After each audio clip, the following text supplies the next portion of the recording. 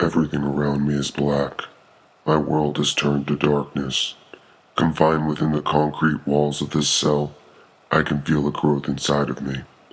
This growth is that of a dark, burning hatred and desire for vengeance. An innocent man. My only crime is being that of a free thinker. My family and I were seized from our home due to our choice to wear black and our preference for heavy metal music. Now I sit in this cell, envisioning my revenge. I long for the blood of my captors, and will stop at nothing until retribution has been served.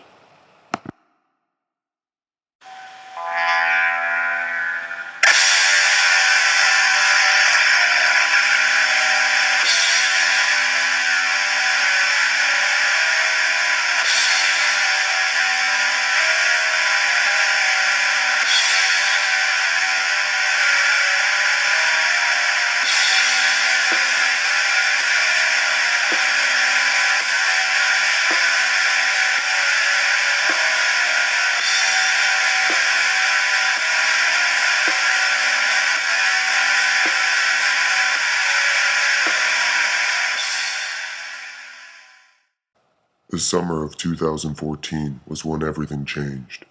In what was believed to be a movement for the growth of global peace and humanitarian prosperity, governments from across the globe came together to form a solitary world government. The vast majority of the world's population supported this formation, and in turn, it took effect in a rapid succession. In its primary years, the movement was successful and brought about a time of world peace. But as time went on, this proved to be short-lived. In early 2017, through methods of electoral deception and fear-mongering, a reverend by the name of Gavin Ashbury was put into power as the head of the unified global government. Although there was meant to be a separation between church and state, the reverend quickly began to impose his brazen evangelical Christian beliefs into the global law in a tyrannical manner. Quickly, any form of individuality began to come in conflict with the law. Faced with the impending threat of imprisonment or death, citizens from across the globe were forced to conform their lifestyles to fit within the parameters set by the government regime. Internment camps were strategically positioned across every stretch of the globe in order to ensure the unified global government's totalitarian control. Along with these discriminatory regulations, restrictions were placed on the methods and content of all artistic expression. These restrictions were enforced heavily on music and conveyed a specific focus on eradicating heavy metal. It is at this point distress was placed on the lives of my family.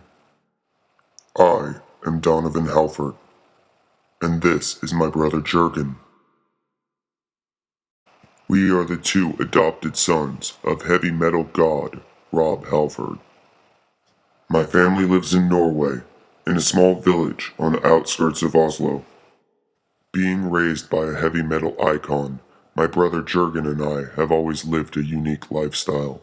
At the age of 5, I received my first guitar, and in the time since, I have mastered the ability to brutally shred.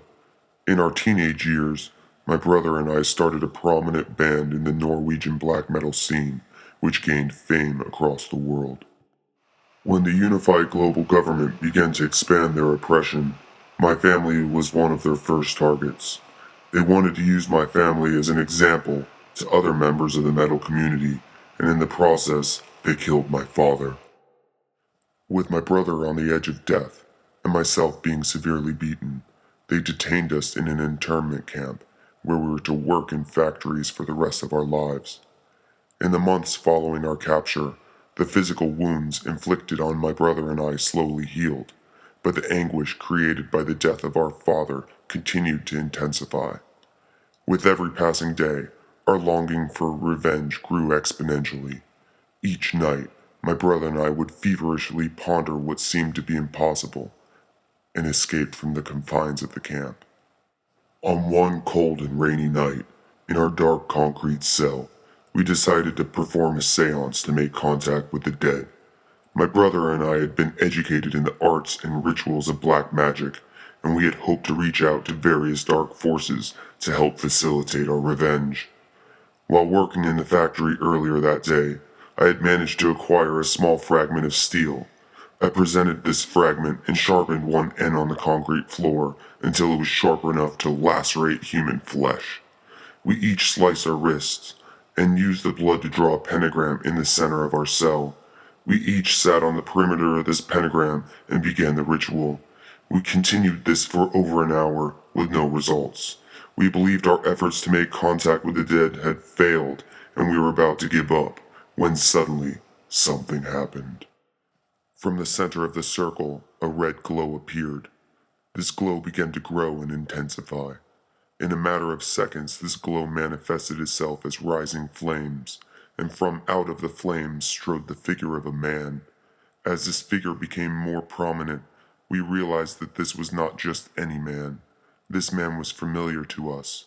This man was the spirit of Dead, a close friend of ours who had taken his own life years prior. We gazed upon Dead. He lifted his hands towards us, and from his hands, flames began to project.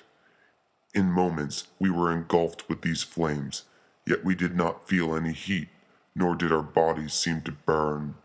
As the flames continued to grow, in a demonic voice, Dead began to speak. Donovan and Jurgen, upon you I bestow the powers of the underworld. Use these powers to drain the blood of those who made a martyr of your father and millions of others around the world. Use brutal force to bring the earth back to a secular state and stop at nothing until your vengeance has been served. From this moment forward, I name you brothers the tormentors. At that moment, the flames in which we were engulfed began to draw back. As they continued to retreat, my brother and I could both feel that something had changed. A power had been placed inside of us. As Jurgen and I looked at each other, we could see that our faces were pale, resembling that of a corpse. Our arms were adorned with nails and a macabre sort of medieval body armor. Slung across my back was a guitar for which the body was covered in human flesh. I could feel an unfamiliar power radiating from this uniquely ruthless instrument, even though, at the moment, I had no idea of its power. Alerted from the commotion, a guard suddenly appeared outside of our cell. He gasped at the sight of us, but before he could call for reinforcements, something incredible happened. As if it had a mind of its own, my guitar rapidly soared from its resting place on my back and landed firmly in my hands. Without as much as a thought, I let out a ruthless and mind-bending riff, which sent out what looked like lightning from the neck of the guitar. As this surge of power struck the guard, the flesh on his face immediately melted and fell to the floor, making a pile at his feet. The guard didn't even have the time to utter a shriek before he fell to his death. After taking a moment to understand what had just happened, I realized that I had been given a guitar that, when played, projected face-melting riffs. Jurgen and I knew that it was our time to escape. As we grabbed the steel bars which enclosed our cell, the metal instantly transformed into a molten state. It seemed that the fire which had engulfed us while we spoke to Dead was now a part of us. As I lifted my hand to open the door to the outside, flames began to project from my palm, and like the cell bars, the door melted to the floor. As we left the building, several guards confronted us. As they approached, Jurgen let out a vicious growl. As this ferocious growl reached the guards, they immediately stopped in their tracks. Their eyes opened to the fullest extent, and the expressions on their face reflected a sense of merciless horror. Almost instantaneously, the heads of each and every guard violently exploded, and their decapitated corpses fell to the ground. With the discovery of Jurgen's mind-blowing growl, we knew that the feeble guards were no longer a threat to us. At this point, we proceeded to move throughout the camp, freeing all of the prisoners and slaying any guard who came in our path. Once all of the prisoners were free, we began to search for a method of transportation to leave the camp. which was now in ruins. As we searched the grounds, a fiery glow appeared in the distance. As we approached the flames, the shape of two motorcycles began to arise from within. We approached the bikes, threw a leg over, and kicked them to start. As the motors began to roar, it was obvious that these were not your typical motorcycles. Both Jurgen and I opened the throttle on our bikes and took off with ferocious speed. Seconds after we began to haul, flames began to violently project from the mouths of our exhaust pipes. Suddenly, the front wheels of our bikes came up off the ground and we began to take flight.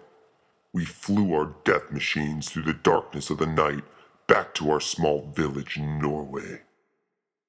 Once we arrived, we were confronted with the realization that our entire village had been burnt to the ground. Seeing this, we vehemently began to construct our plan for retribution.